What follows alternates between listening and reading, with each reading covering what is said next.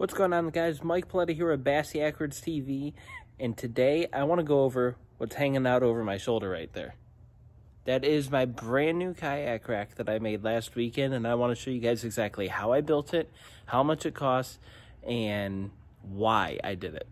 So let's jump in. Alright guys, so there is the rack itself, and I apologize for the goose decoys in the way. Duck season just ended here, and while we didn't get out as much as we wanted to, I still haven't had a chance to put everything away in its proper place. So bear with me, it's a little bit in the way, we'll make it work.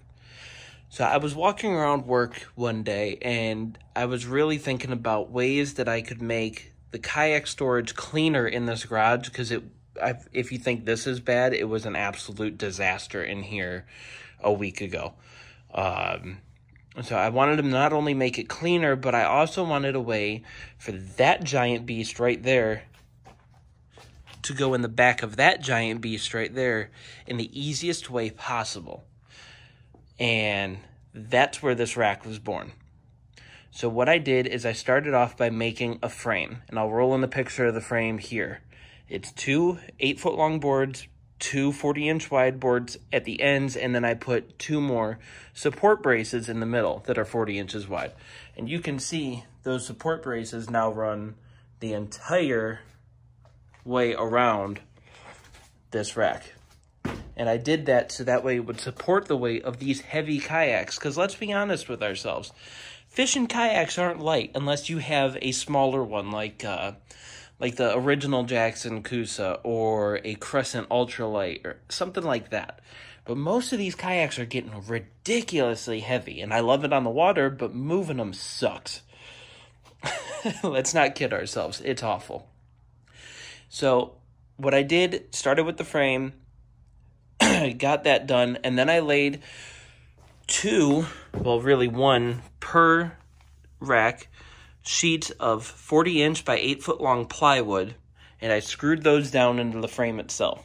That way, it gave the kayaks a nice, even platform to lay on. I didn't want any pressure points on these boats. I wanted them to just lay as evenly as possible, so that way I don't have any issues in the long run.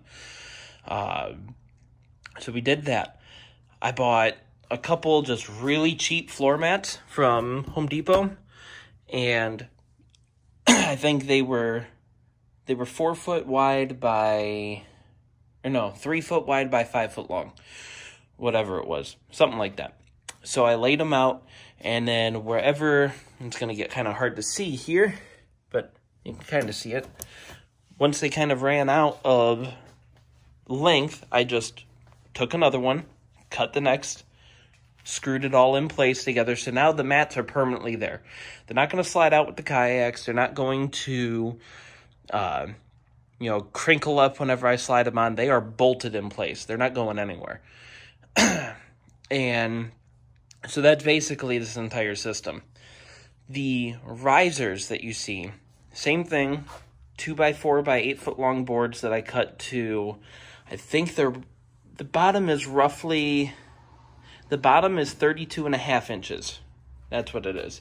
The bottom is 32.5 inches. The top riser is 30 inches. So you got 32.5 and 30 inch. Just so I could have enough clearance, especially just to clear that fish finder. Of course, I could fold it up, but I'm lazy. So I did it that way. But the ultimate reason, and the reason I went to 32.5, is because it is the perfect height for me to take that tuna and slide it into the open bed of my truck. I wanted a way that I could easily load and unload this boat with all of my gear on it without any help until I got to the lake, if I needed it. And this was my solution. So now, all I have to do is back the truck up as far as I can, open the tailgate, and slide her on home. Strap it down, we're good to go. The Mayfly isn't much lighter, but it is lighter, so I put it on the bottom. It's not as hard to lift, but this thing is going to go to a new home soon. I'm not going to speak any more on that. You guys will see in a bit.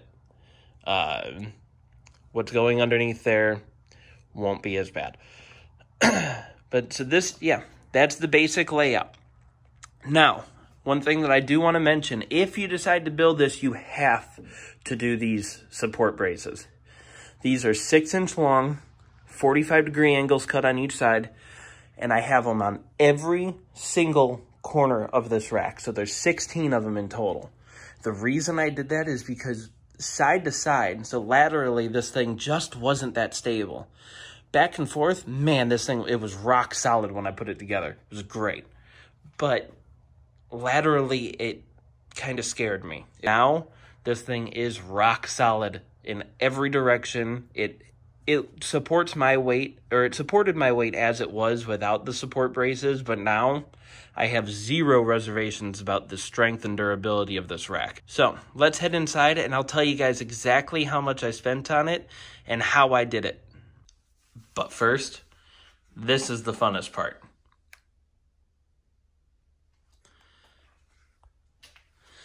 So I installed LED lights on the top of the rack here. So that way, whether it's day or night, I can come out here, work on the kayaks, load them up with whatever gear we're needing, get my stuff ready for the next morning, the next trip, the next tournament, whatever. I could get these boats ready to go whenever I wanted to. All right, guys. So the rack you just saw sitting in the garage this weekend cost me about $250, but take that with a grain of salt because some of the stuff that I bought was more convenience, not necessity. I'd say you could probably get that thing done, depending on your area and sales tax, whatever, for probably anywhere from $150 to $200. So it's really not that bad for what it does.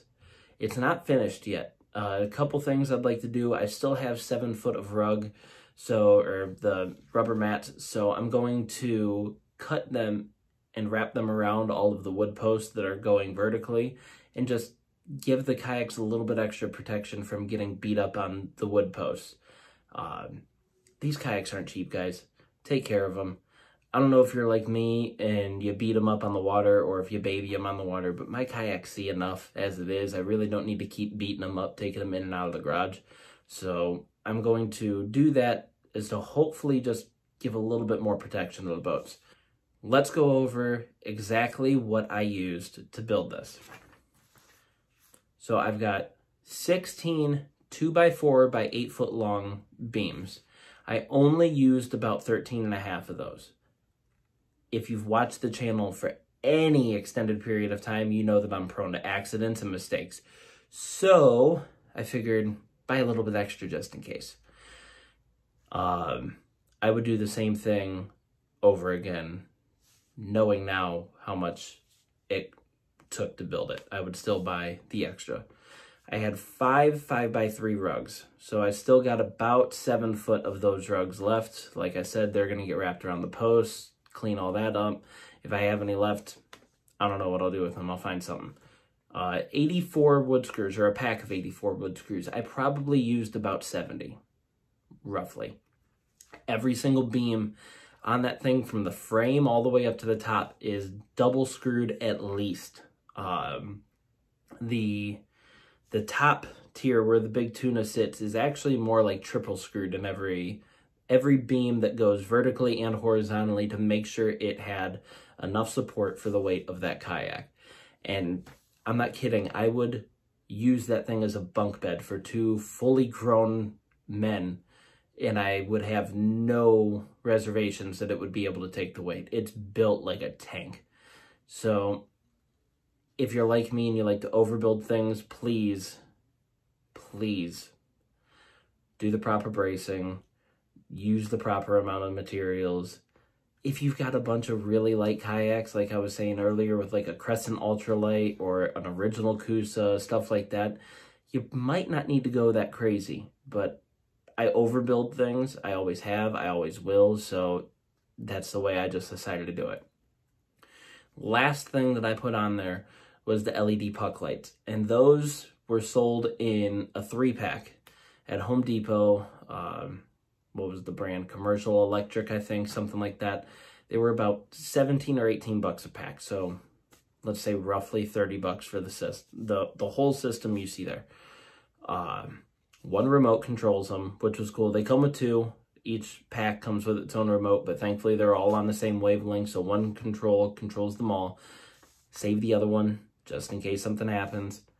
But that was a necessity to me. That was something I really wanted for them early mornings or late nights when you're getting stuff ready and you want to make sure everything's perfect. That's the best way to do it, in my opinion.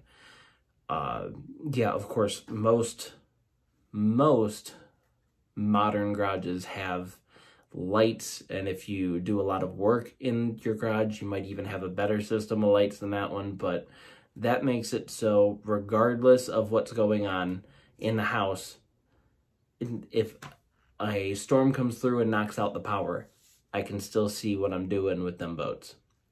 And that's what I wanted. Without using flashlights or my phone or whatever, I've got my own system of lights rigged up, ready to go. It doesn't require an outlet. They're all AAA powered, and then the remote takes a watch battery, and it makes my life simpler. Is it necessity? No. But I think it's well worth it for 30 bucks. Come on, just do it. So the whole process of this took me in total about 4 or 5 hours. And this is a non-experienced woodworker. I done some light duty stuff. I've never tried to tackle anything like this. And like I said, it maybe took me about 4, maybe 5 hours. And that was from the complete unload to it being done, ready to go. It's not a hard project at all. It'll keep the garage cleaner. If you've got a significant other in the house that is complaining about your mess, it'll keep them happier. Trust me, thank God the fiance is happy with it. It's going to work out good. The only thing that we need to do is get that third kayak over to my uncle's house and slide the rack over just a bit more, and it'll be absolutely perfect. And it just makes life easier. Don't put extra stresses on yourself having to lift these giant boats up from the floor all the way up into a truck. If you've got a light enough kayak to mount them from the ceiling, do it. That's not a bad option at all, but I like this myself. This has a whole lot of opportunity for me, and now being 8 foot long, I'm actually planning on building a rod rack that goes on top of it, and I'm going to store my rods up there. Maybe even build myself a little tackle tray and put all my tackle boxes up there so I could just grab what I need, hit the water. It's not a bad system. So guys, if you're interested in doing this, I say just do it. It's worth it. It teaches you a good skill, and it looks awesome when it's done. With that said, I'm Mike Paletta with Bassy Acrid's TV. You guys have a good one.